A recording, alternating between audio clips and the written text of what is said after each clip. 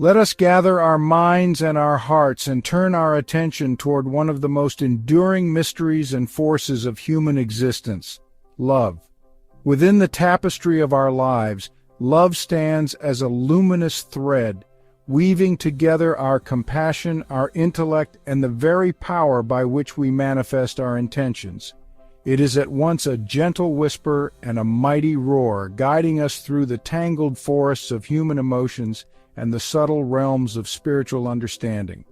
To contemplate love is to enter a vast and sacred domain, one that invites not only feeling but also reflection, discernment, and wisdom.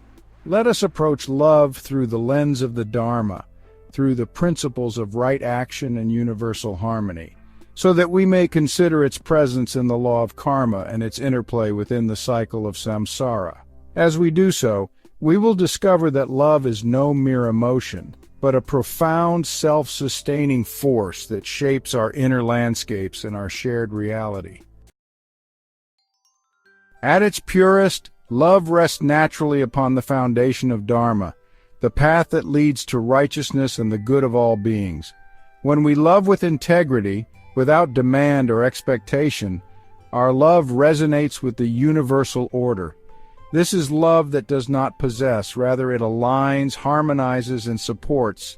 Imagine 3 points in a harmonious triad, the self, other beings, and the universe itself. Here, love flows freely and openly. Self-love grants us worthiness and respect for our own journey. Love for others cultivates empathy and connection. And universal love awakens the understanding that all life is interwoven. In this triadic relationship, love does not stand apart. It blends the individual and the collective into a single, resonant chord.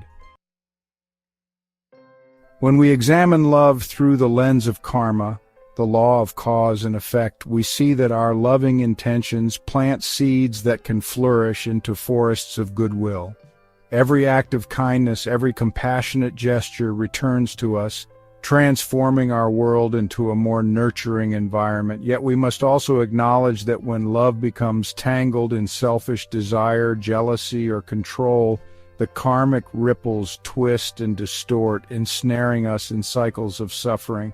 Love in karma reminds us that our choices matter, that we must choose not only to love but to love wisely. Each kind thought, word, and deed we send forth reverberates through time, shaping the conditions of our future encounters. Thus, the logic of love is inseparable from the logic of responsibility. What we give, we will receive.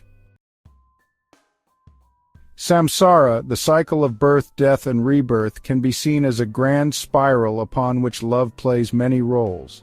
Romantic love, for example, can open our hearts, teaching us about devotion and courage. Yet if clutched too tightly as something to own, it can morph into a trap that binds us to suffering. Love can either tether us to the wheel of attachment or lead us toward freedom. In its higher forms, those that transcend the personal, the fleeting, and the fearful, love becomes spiritual. It broadens and dissolves the boundaries of selfhood, forging a path to liberation. Here, love no longer demands reciprocity. It simply is, flowing beyond the confines of time and identity. To better understand love's dimensions, we can look to 3 classical forms: eros, philia, and agape. Eros, the passionate, creative spark between individuals, can be a vital force, but it must evolve beyond mere craving or thrill. If guided by Dharma, Eros becomes a co-creative endeavor that uplifts both partners, kindling not only desire but mutual respect and growth. Philia, the affection shared among friends, families, and communities, aligns naturally with the karmic principle that what we give is what we nurture.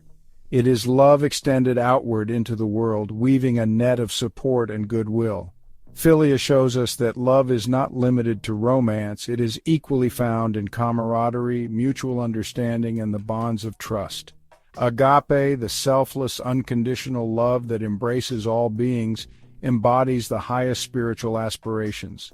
With agape, love becomes universal, transcending personal boundaries and conditions. It is compassion manifested as an unshakable truth.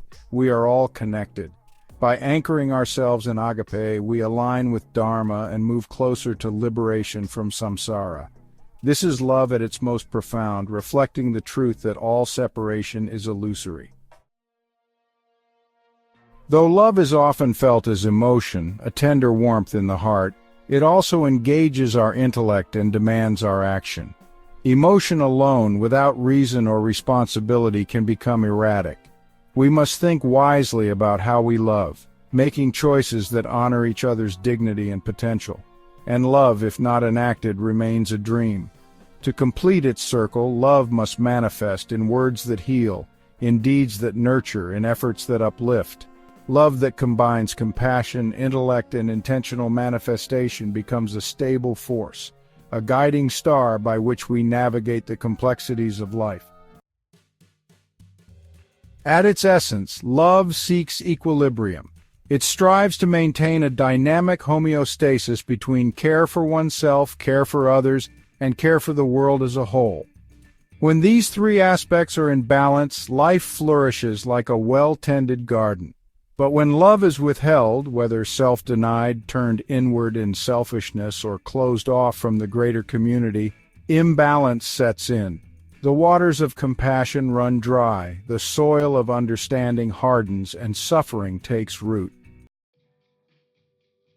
Ultimately, love, rightly understood, is the manifestation of enlightenment. It fuses compassion with insight, logic with kindness, and purity of intention with dynamic expression. Through love, we reconcile the human and the divine within ourselves. In love, we find a force that unifies the personal and the universal, guiding us toward wholeness and freedom.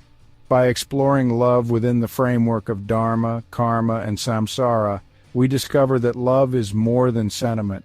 It is a path, a practice, and a principle.